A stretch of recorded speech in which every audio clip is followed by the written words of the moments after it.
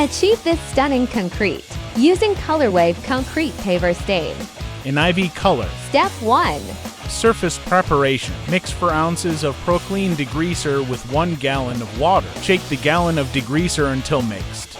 Pour into pressure washer soap tank. Pressure wash pavers with Proclean degreaser. Use a scrub brush to remove stubborn dirt. Mop up or use wet dry vac to pick up residue. Rinse surface with water until there's no more residue. Allow concrete to dry completely. Step 2.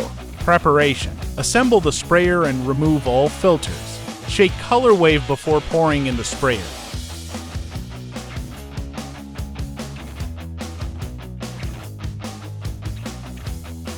Step 3. Application. Spray to coats in circular motions with overlaps. Shake the sprayer from side to side often.